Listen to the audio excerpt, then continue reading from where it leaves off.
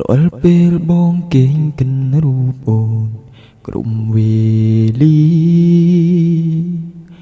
ដឹងទេពុំងាយបងស្រឡាញ់អូនស្រឡាញ់អូនពេញក្នុងចិត្តមិនដែលពិនថាក្បន់នឹមនួនតែងតែចង់ឲ្យមានស្ងួនយល់ពី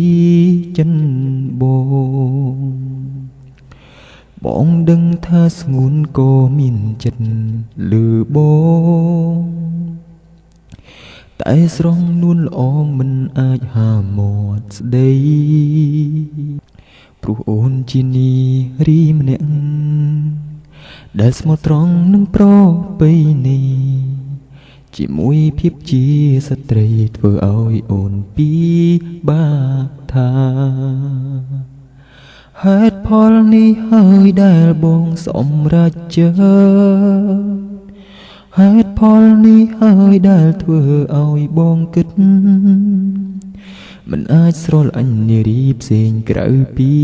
អូន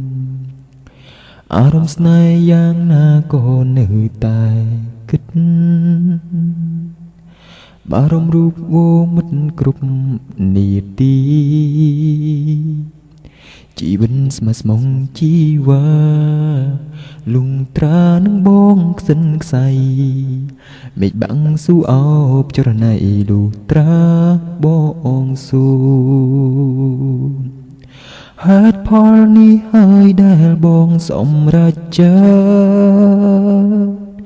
ហេតុផលនេះហើយដែលធ្វើឲ្យបងគិតមិនអាចស្រឡាញ់នារីផ្សេងក្រៅពីអូនហេតុផលនេះហើយដែលបងសម្រេចសារភាពពាក្យពិតប្រាប់មាសមេ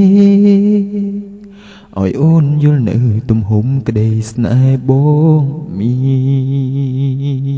ន